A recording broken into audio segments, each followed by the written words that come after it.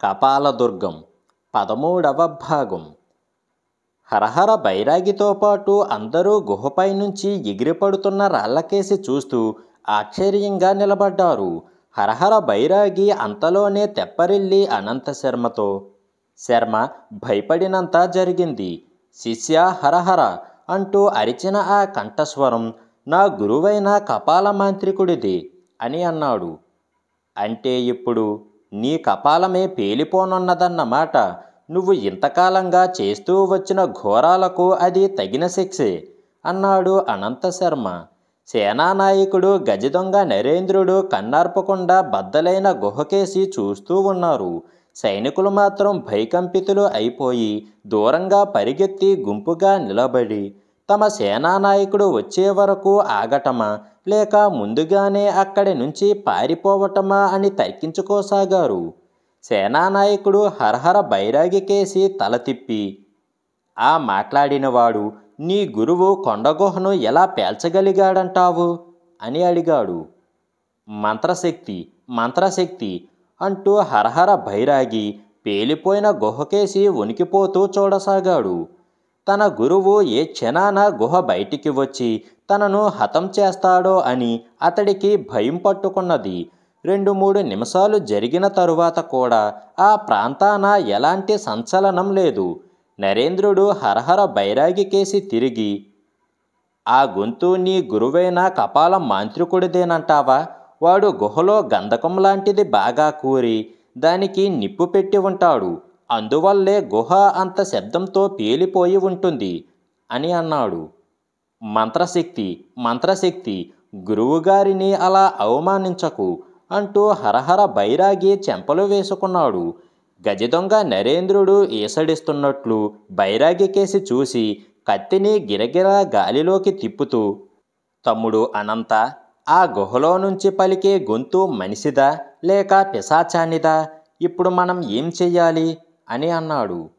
ఆ చెయ్యవలసిందేమిటో శత్రుంజయ రాజుగారి సేనానే చెప్పాలి అని అనంతశర్మ దిక్కులు చూస్తున్న సేనానితో, ఏం మహాసేనాని, మీ రాజుగారి ఏకైక పుత్రిక చారుమతిని అపహరించి తెచ్చిన మాంత్రికుడు ఆ కూలిన గుహలో ఉన్నట్టు ఉన్నది.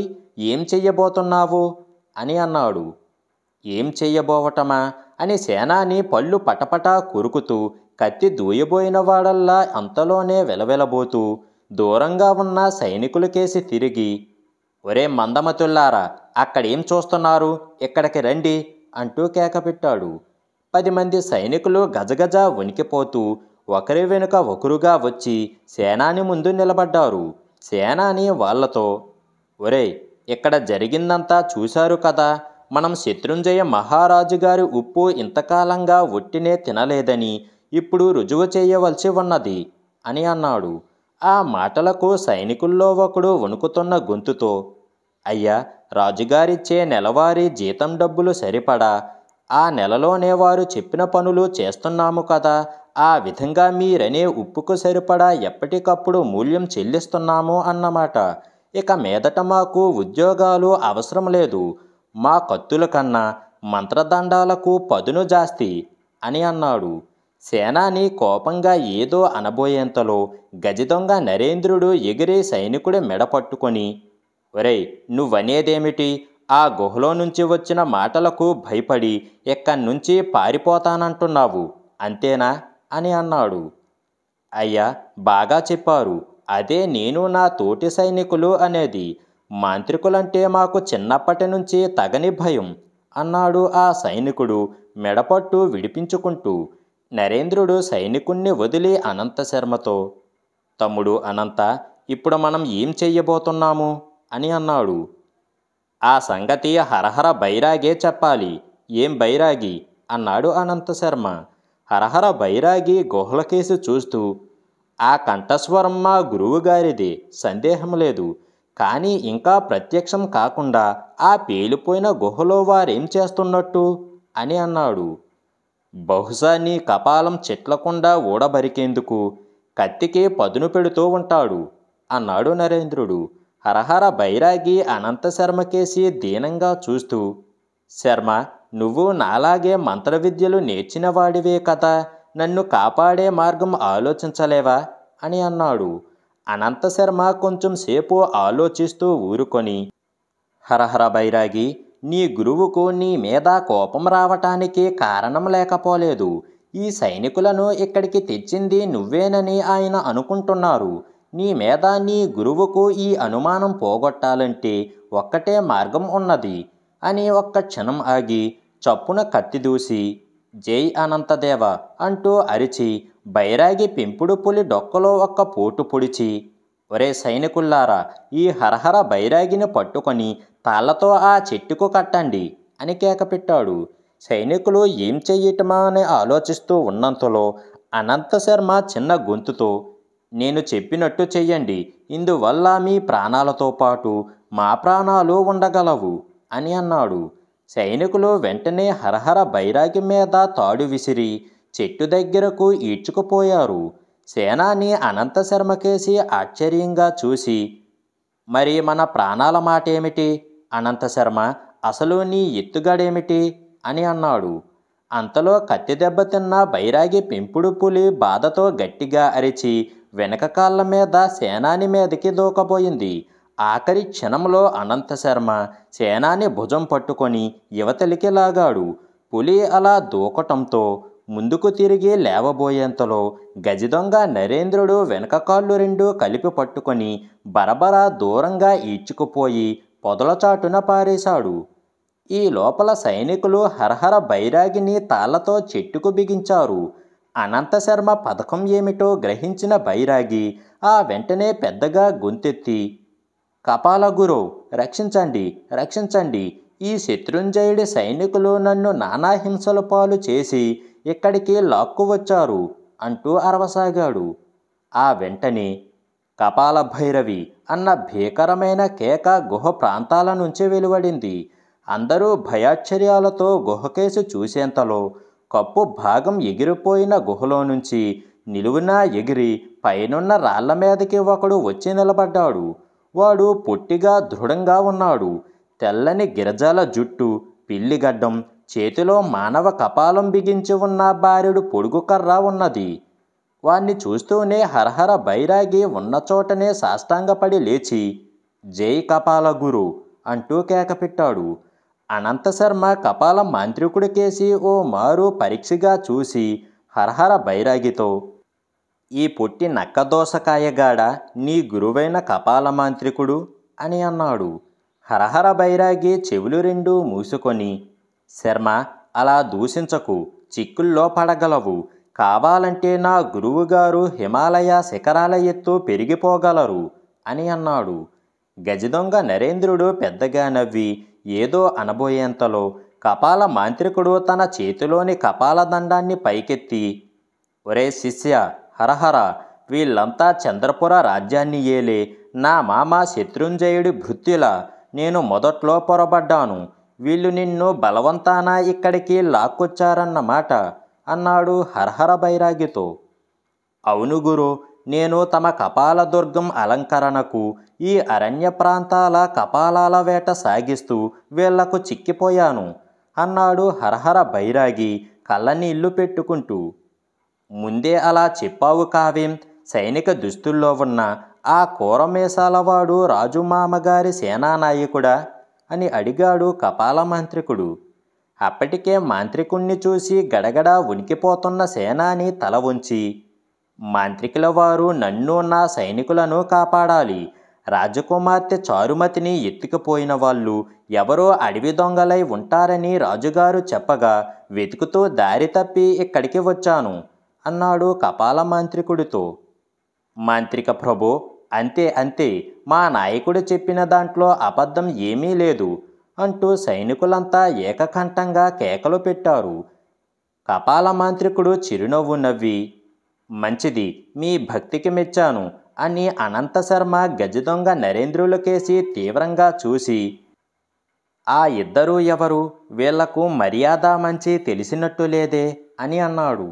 ఆ మాటలకు కోపం తెచ్చుకొని గజదొంగ నరేంద్రుడు కత్తిపిడి మీద చెయ్యి వెయ్యబోయేంతలో హరహర బైరాగి అతడిని తొందర పడవద్దని సైగ చేసి, కపాలగురు, వీళ్ళిద్దరూ ఈ రాజుగారి దగ్గర నౌకరీకి కుదిరారు. ఇంకా మంచి మర్యాదలు వంటబట్టలేదు అని అన్నాడు. అలాగా అంటూ కపాల మాంత్రికుడు సేనా నాయకుడితో, సేనాని, ఇప్పుడు చెబుతున్నాను, మీ రాజకుమార్తె చారుమతి ఉద్యానవనంలో ఉండగా చూసి నా భార్య కాదగిన లక్షణాలు కనబడగా వెంట తీసుకువచ్చాను.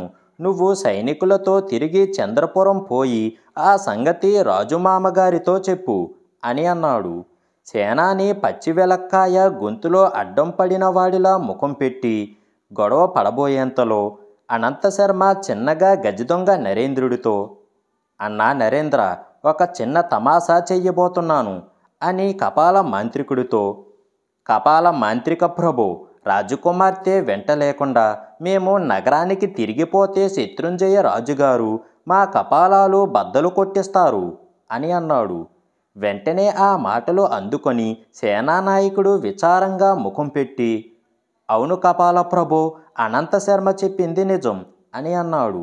మరుక్షణం నరేంద్రుడు రెండు చేతులతో ఒకసారి తల బాదుకొని, అవునవును మాంత్రికులయ్యా, మీరు శుభమా అని రాజకుమార్తె చారుమతిని వివాహం ఆడబోతూ ఇంతమందికి శిరచ్ఛేదాలు కలిగించడం ధర్మం అనిపించుకుంటుందా అని అన్నాడు.